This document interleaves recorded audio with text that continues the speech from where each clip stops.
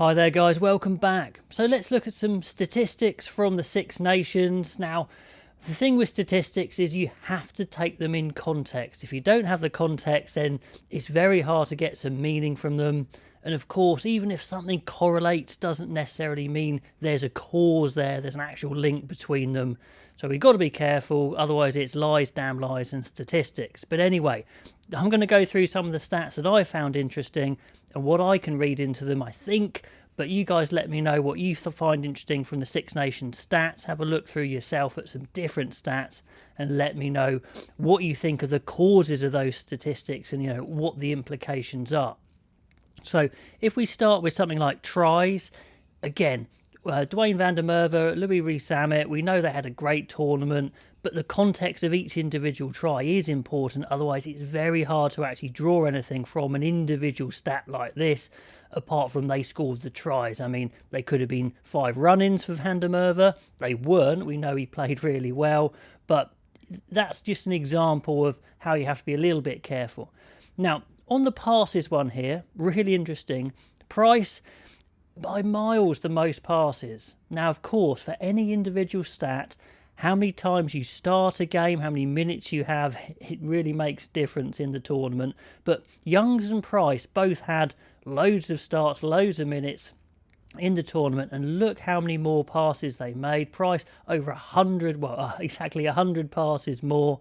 Just shows how many more phases that Scotland went through than England, whether that's by choice or the fact they didn't have the ball. Again, you have to be a little bit careful, but certainly that disparity I found fairly interesting. On to carries. CJ Stander topping the carries. Now also, have a look at that. There's 3 number 8s, and then you've got Watson there as well, Hamish Watson, who, no disrespect to Matt Fagerson, Hamish Watson is their most powerful carrier in the back row. And back rows are often used as carriers. Now, modern teams, they pretty much designate roles, and the carrier isn't always, exactly the one they mean it to be, of course, because, there is different circumstances, but generally they can work out who they want carrying the ball and who they want rucking and tackling and out wide, etc. So look at that. 3 number 8s, plus Watson, who is designated their best back row ball carrier, and the only back in there is Robbie Henshaw, which shows how much Ireland rate him and how much they use him as their their main carrier behind Stander.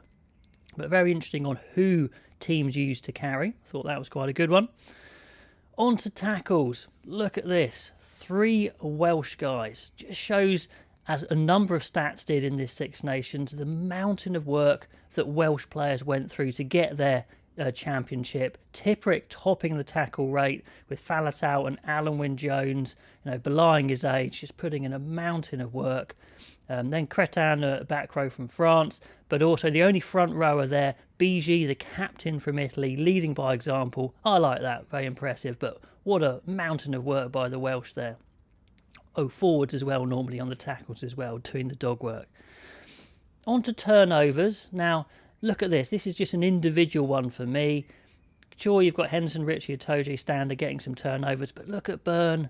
Tadhg Beirne, 10 turnovers. Simply amazing. Just another little nod to how he surely must be a British and Irish Lion coming up. And then the last individual stat, before we get into maybe the more meaty team stats, is the line-out. And look at this. We've got Ollivon topping the stats, then Henderson, Byrne, Tipuric and Cretin. Really it's kind of 4/3.5, whatever you call Byrne as, back rowers in those stats. Now, traditionally or in amateur rugby, you probably think your second rows are your main line-out winners. But no, it looks like back rows are really important. I mean, we kind of know that anecdotally, but here's some stats to back it up.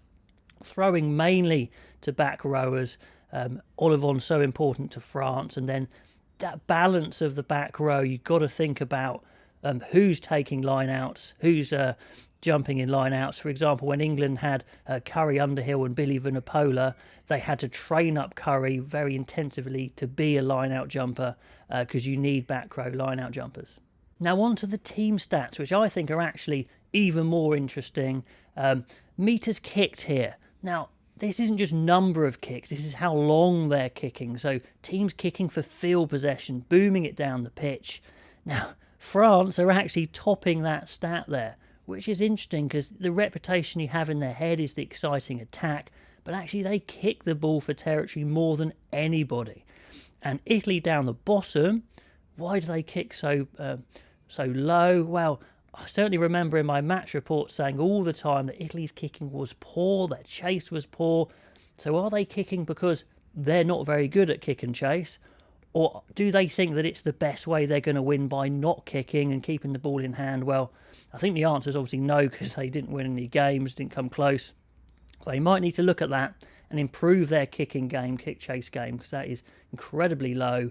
And then the others kind of kicking around the middle. Scotland you'd expect to be down the bottom there because they do run the ball an awful lot more than the others, so that stacks up. But actually England, the team maybe with a reputation for the most kicking, only kicking around in the middle there. So interesting there, we've got Wales and Ireland just behind France.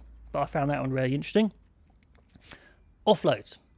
Offloads are king. Offloads make tries. They break defences. We know this.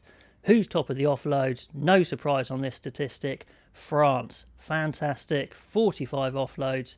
It just destroys defenses. Down the bottom are surprising ones. 2 down the bottom I found surprising. Wales on 22.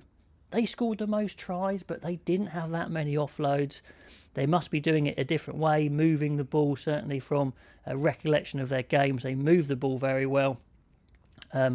Ireland, does this annoy you, Ireland fans? Only 18 offloads. We know Joe Smith's team was, famously told not to offload because it's not, statistically, it doesn't add up to points. But Farrell's team still not doing the offloads. They started to in their last game, I remember.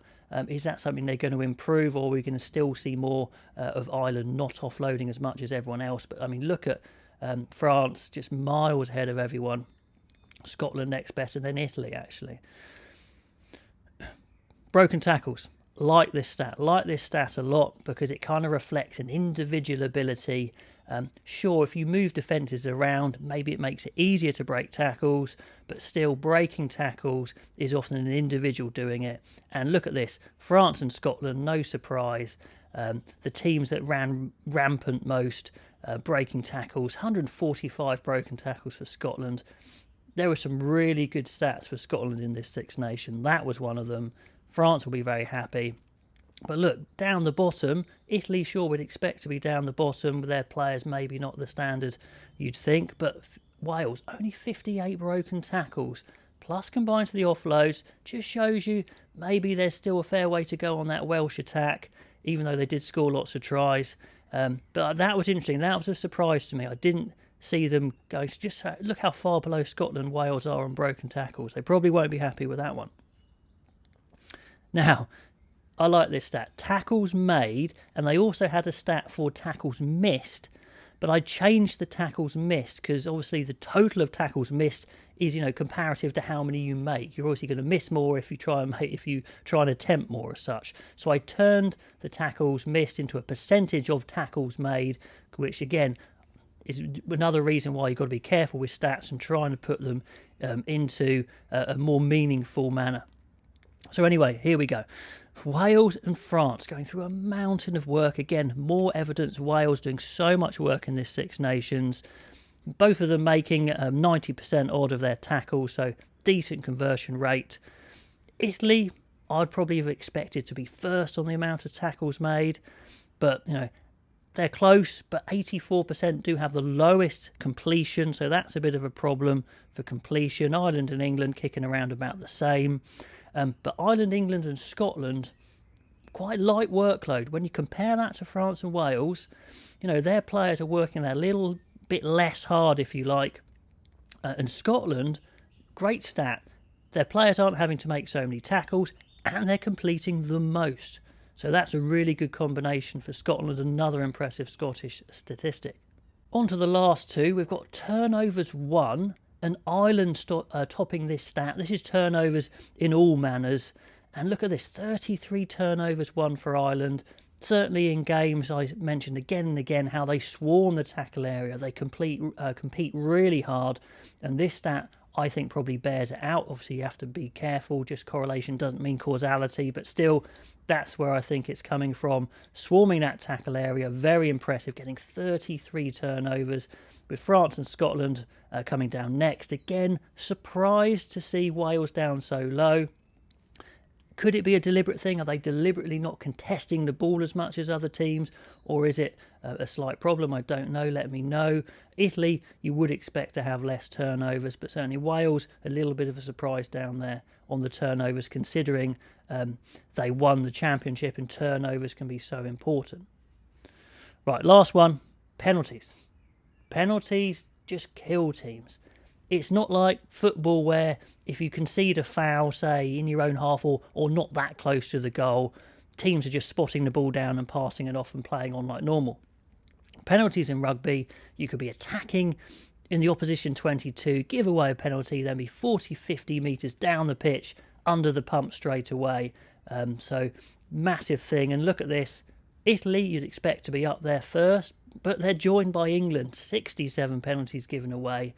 It's a big problem for England. If you're going to win stuff, giving away that many penalties just kills you. Again, Wales in the middle there with Scotland. But the lowest penalty count was Ireland and France.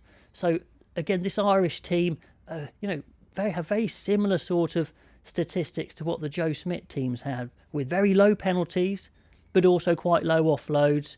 So, it's interesting how they're kind of not changing in some ways and changing in others. France, very un-French to be the lowest on the penalty count. Typically, you think France as, giving away penalties, bad discipline, but not this new France. Look how disciplined they are, right down there with Ireland. That will impress them, that will please them greatly. So, anyway, guys, that's my take on the statistics of the Six Nations 2021. Please let me know what you read into those stats, where you agree or disagree with me, and what other stats would you use to back up how your team did. Anyway, guys, hope you enjoyed that, and I will catch you next time.